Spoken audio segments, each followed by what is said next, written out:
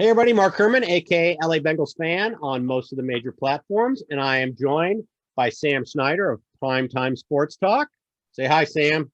Hi, Sam. There you go. And we are going to do our Week 8 preview of the upcoming game against the Tennessee Titans. So, as usual, we're going to do the not feeling good about and feeling good about. And I'll start with and I know I sound like a broken record with this one, but I'm not feeling good about the Titans coming off a loss last week. It seems we've talked about this before. It seems like I didn't check the schedule. Did you get a chance to check it? But, I didn't, but I'm pretty sure we were right. I think every single game except for week 1, we've caught a team off a loss looking to rebound. We've been the rebound guys. And here we are, Titans losing to Pittsburgh. I rooted for Gostkowski to make that kick at the end of last week's game because like I said, I really wanted to catch him off the win, but that's not going to be the case. So I'm not feeling very good about that. And then I have a list of players that I'm not feeling good about, and I'm going to give them to you, and coaches. So I've got Henry and Tannehill and A.J. Brown, Juno Smith, because tight end, we have issues with the tight end. And then we'll make him look like Kellen Winslow, the one that caught for Dan Fouts, the original Kellen Winslow, yeah. not the nuts one that's in prison right now, I think. Right. And then Mike Vrabel. I mean, I heard an interview this week. I listened to Moving the Chains and all those shows on the Sirius satellite. I listened to the NFL radio network, and I heard Derrick Henry's interview on, I think it was Monday or Tuesday. I think it was with Brady Quinn, and I forget who his sidekick is, but he could not. This is the stuff that we don't hear our players saying about our coaches. All he talked about was Vrabel does such an amazing scheme. He always puts us in a position to win. He could not. 75% of the interview with Derrick Henry was about Vrabel and how great he is. So, yeah, like I said, I knew he's a great coach, and here we are going up against him. So, yeah, that's on my what I don't feel good about list is just that Derrick Henry is an absolute beast. He's got 663 yards already this season. That's through 6 games. He had a 94.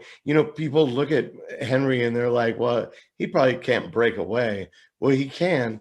He had a 94-yard touchdown run. And unfortunately, well, not unfortunately, but amazingly, that's his second longest touchdown run after the 99-yard run he had. It's amazing how fast he is for his size. Or the day before.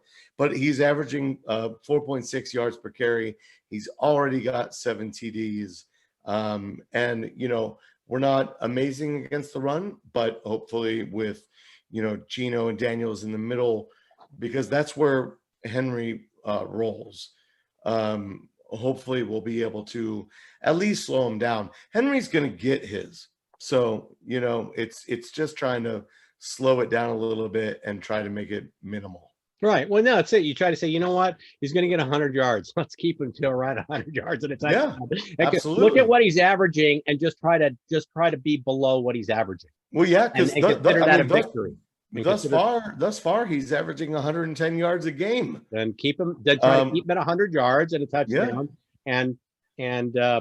But you know what's different is the Tennessee Titans last year were one of those teams that if they fell behind, they had a lot of trouble playing from behind. They got up on teams big, and that's how they won those games. Or they got up on teams, and then their defense, held the lead, and it was an ugly game, but they went ahead and won the game. This year's team, Tannehill can put up some points. I mean, this year's team can come back. They were down 3 scores, I think, in Pittsburgh. I remember betting the second half Tennessee and won that bet. So they were down big and literally had a field goal to tie at the end of the game, which they missed. Yeah, so it's really amazing because last year in 2019, I think people forget that Tannehill they were holding him to like 15 to 18 attempts per game. Right. Like they held the reins because Derrick Henry was carrying it and they wanted to slow it down. And, last year he had 201 completions for 286 attempts. This year he's already got 203 attempts. And I know we only played Complete 12 games last year. Right. But he's already got 203 attempts through 7 games this The season. completion.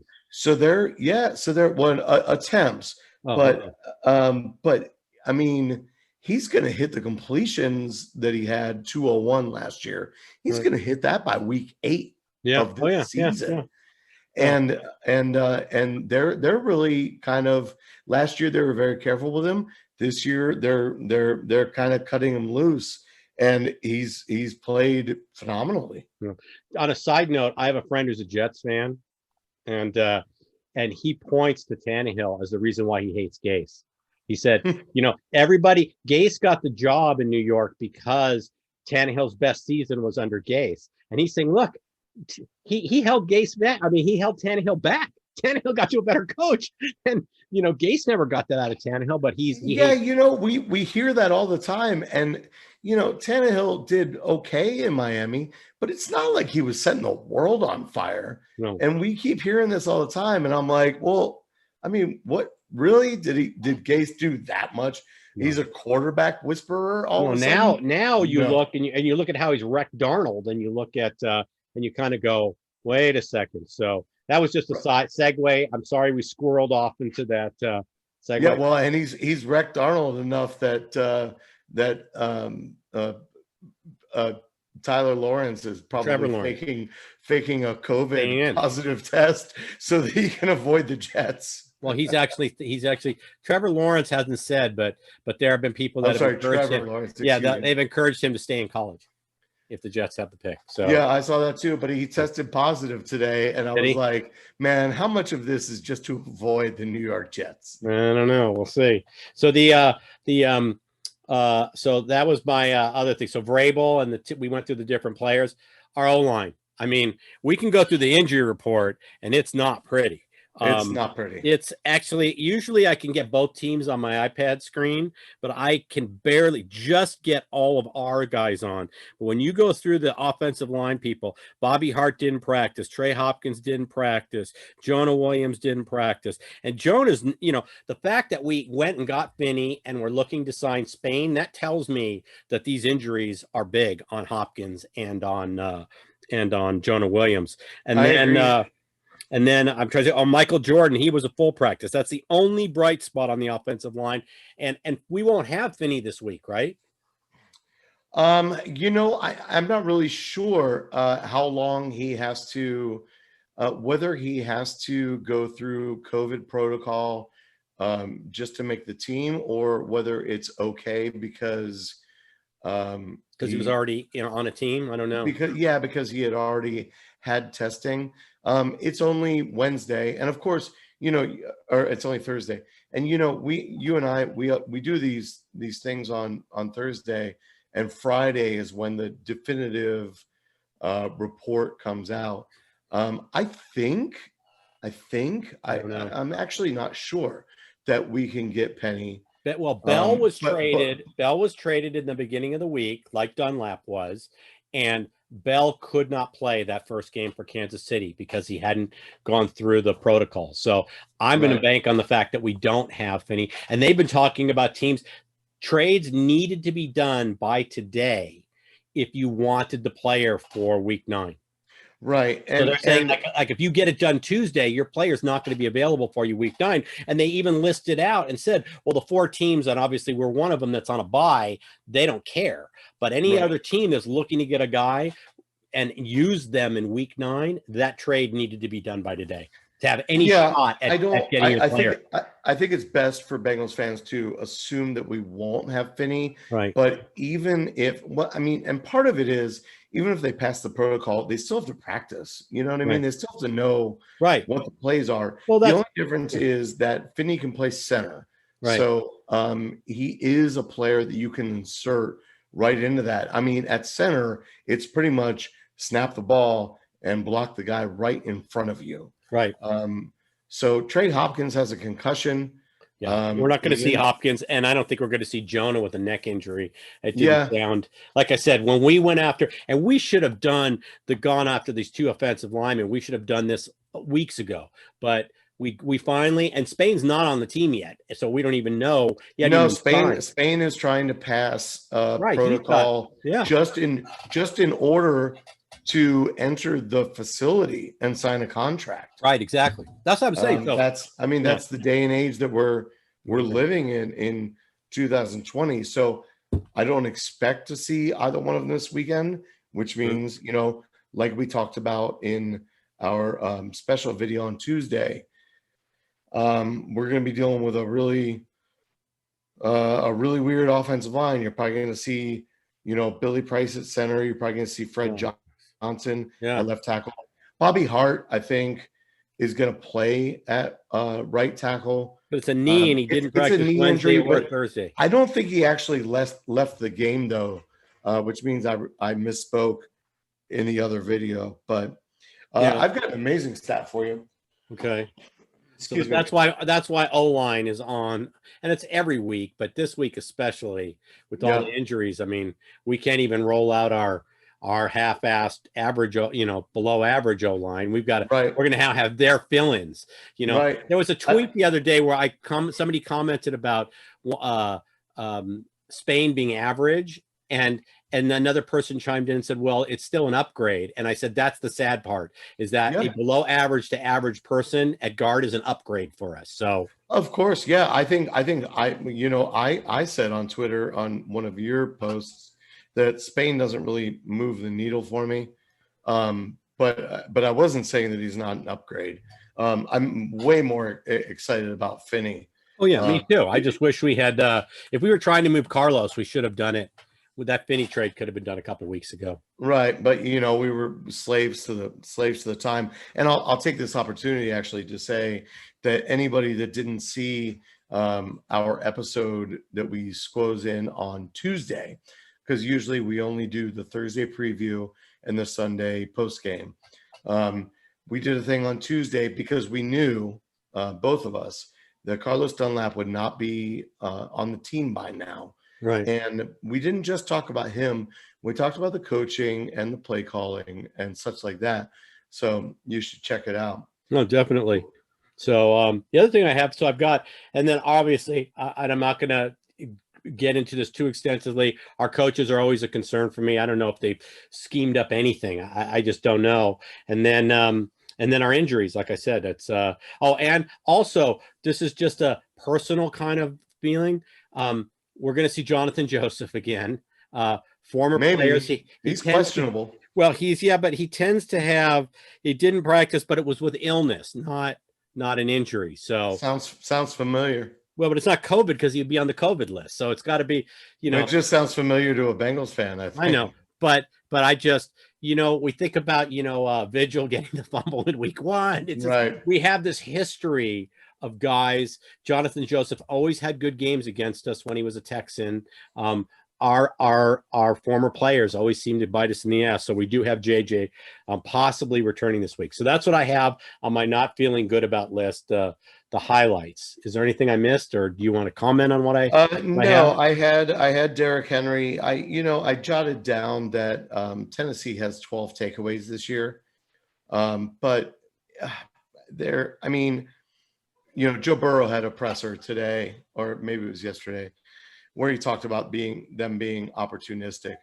You just never know when someone's just going to throw the ball to you. So the 12 takeaways isn't that big a deal to me, especially when they just played Denver, Jacksonville, Minnesota, and Houston, and those guys are all turnover prone. So right. It was a bad thing that they have those turnovers, but I'm not as concerned about it. No. So, all right. Well, my feeling good about list is not a very big list. So, top of the list is he's there every week. Joe Burrow. I always feel good about him. I always feel like at least it would be exciting to watch, and we're competitive. You can talk about a lot of things, but we're in all these games, and we're in all these games because of Burrow. He gives us you just see him, how he's commanding the team, how he runs a 2-minute offense. So he's on my list. I also have that we may not see Clowney. That's a plus. Clowney did not practice either day. He's got a knee injury. And then AJ Brown, you said probably will play, but he also did not he's practice. Gonna go. He's gonna go. So he didn't practice with a knee. So there's a possibility we don't see either of them. Daniels is back. We're assuming that Daniels is back, and Gino was rested, but he limited practice, and it was rest, not injury. So so we should have Daniels and Gino in the middle. So I feel good about that. And then the last thing I put is kind of a generic thing, and it's just, Dunlap closure. He's gone. We can now close the door on that. I've told you, I think he's going to probably play in an NFC Championship game at a minimum, because I do think Seattle, I picked Seattle. I think Seattle Green Bay is probably the NFC Championship. So he has a possibility of being, a game away from the Super Bowl. So, and I want to say something. I'm rooting for him to get the ring. I know that this was an ugly divorce, and that people do crazy things when this kind of stuff goes on. I talked about that extensively in my last video, on the type of work I do, and what I see. And, but I'm still, I always say that you're not catching him at his best. I still, all the years, all the charity work he did, I would love to see him, succeed in Seattle. So yeah, you're absolutely right. The separation was ugly, but I don't think anybody forgets what Carlos has done for us. And it's one of the rare situations where, even though it was a little ugly, as a Bengals fan, you're still rooting for the guy. You know what I mean? And I think he's going to be kind of a role player in Seattle. So, I mean, it was a good trade for us. Look, I mean, we thought we were going to cut him. Yeah, hey, we got it. We got a quality offensive lineman. I mean, we got a quality offensive lineman and a 7th round pick. Yeah. I don't know why you can possibly be upset about. So I wish him the best. The Bengals organization has been very good. Mike Brown released a great statement. Zach Taylor did an extra press conference on that day just to address that situation, answer questions. Burrow fielded questions and talked about how much Carlos had done for him as far as integrating him to the league. Here's the kind of routine you need to find. Are you eating good? Things like that. So Burrow appreciated him too. So I mean, you got to wish him all the best. But I'm gonna jump and let's over. Let's not forget that it was Chad Johnson that brought Burrow to Dunlap's restaurant in Miami to help kind of when all the Bengal bashing was happening in the media. That's what was going on behind the scenes with with Dunlap and Chad Johnson. So let's not overlook that either. I wanna so I'll piggyback on the couple things that you mentioned.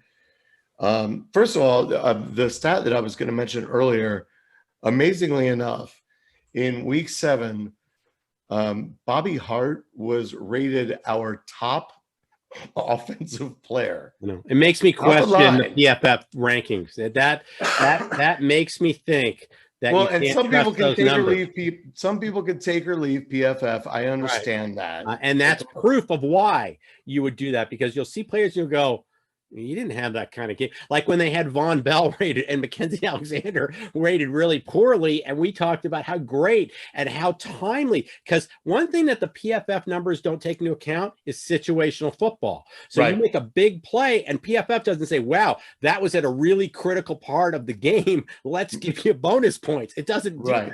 Yeah. So the other thing was, so Bobby Hart was the #1 rated offensive player on PFF. The #1 rated defensive player was Margus Hunt, who we had just signed days before and played above Dunlap. And I'm not sitting here saying, good thing we got Margus instead of Dunlap. No, there was some ratio that was really good. How great is that he came in and played so well. So the other things you mentioned, I think one of my biggest likes is, the Titans defense is spoken about so highly because of those 12 takeaways that I mentioned. But in fact, they only pressure the quarterback on just under 17% of the plays. They have a hurry rate on 5.5% of the plays, and that's been our problem. Of course, they're probably going to dial up more blitzes because they know our offensive line has issues, but it's just not something they do very often. So, if Burrow is getting time back there, he might be able to do some serious damage because their cornerbacks are not amazing either. We mentioned Jonathan Joseph, but what's he been in the league 15 years? Right.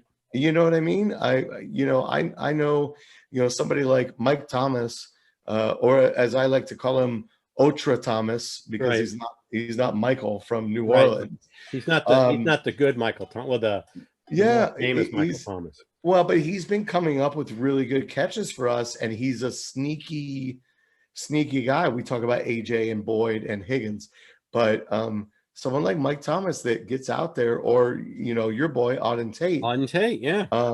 We might be able to get some sneaky stuff on that secondary, and I'm excited for that. For that situation, and I do have that. I have us scoring points this week, so my big concern is, like I said, I don't think we're going to be able to stop the Titans. That's my, It's all about Henry. It's all about Henry. I mean, the guy's a machine. He's averaging almost 5 yards a carry. And even with Geno and Daniels in the middle, I don't know that we can stop him. Look at what Chubb did to us. Okay.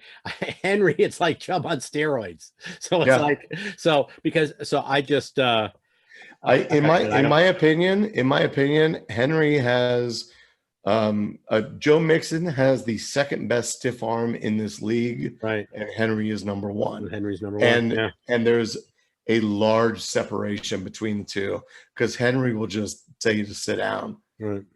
Well, speaking of that, Mixon didn't practice this week, so I don't know if we're going to have him. I think it's 50. I think it's 50-50 at this point. But Gio will step in. There's certain advantages, and Gio will step in. So I'm not overly. That wasn't on my not feeling good about, because I know we have a capable person to play. So let's get to the predictions. What do you think? I'm gonna go. I'm gonna take Tennessee to win this game. I can't rightly pick Cincinnati, even though it's in Cincinnati. I think, like you said, we're gonna put up points. I actually look for,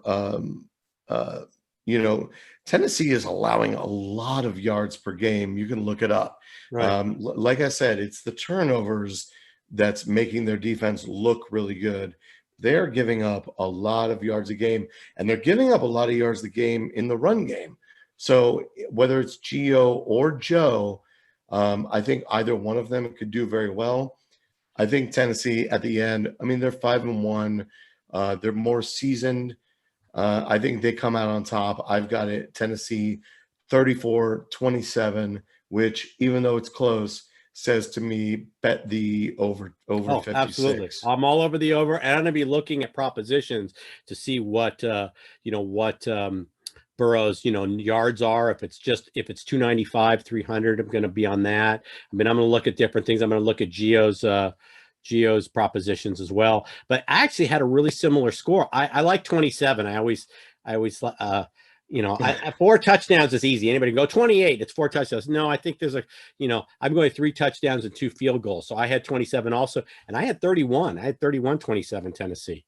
So I just think in the end, I mean, who do you trust? I would trust Mike Vrabel in the end to make the right calls. I know he's going to do situational gambling.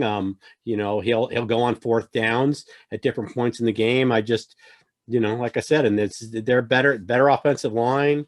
And we have our issues on our offensive line. So I can't legitimately think we're going to pull Tennessee. If we're going to pull the upset, and it's very plausible, we could pull it up. It is. Anybody it very much. It Sunday, very much is. That defense is not nearly as good as Tennessee has to help us. Tennessee has to help us with turnovers. Tennessee has to help us with penalties. That's how we're going to need their assistance. Because if they just come out and execute the Vrabel game plan, we will not win this game. I agree. And like I said, their secondary is not amazing, and we've got an awful lot of weapons. Their run defense is allowing 130 yards a game, and they're not pressuring the quarterback. That sounds to me like a recipe for an upset. I just can't quite bring myself to pick the Bengals. With Tennessee losing and with Vrabel as their coach, they're going to come in ready to play. They're not going to be overlooking anybody, and Vrabel will have a game plan. They're going to dial up more pressure. They're going to come up with a game plan to win this game, and I think they ultimately will win the game. So I think it'll be a fun game to watch. Oh, absolutely. Bang the over. If you've got Titans and Bengals, start them. That's T. Higgins. Absolutely. Start them. If you have Gio, if you have pick Gio up. Anybody fantasy in this game, start them, except Corey Davis is questionable, but right. Any players on either side, play them, Gio or Mixon, whichever one is actually going to start, play that person. Mm-hmm. So, all right. Well, with that, Sam, tell them where they can find all your stuff. I think I forgot to do that in the beginning, but no big deal. No big deal. You can find me on Twitter. It's at Buy and Sell You. I write for Primetime Sports Talk. You can find us at Talk Primetime and primetimesportstalk.com. There you go. And with that, we will be back with a recap right after the Titans game this Sunday. And with that, I'm going to go catch the rest of the Thursday night game. And we will say, hoo day, everybody, and see you on Sunday. Hoo day. Hoo day.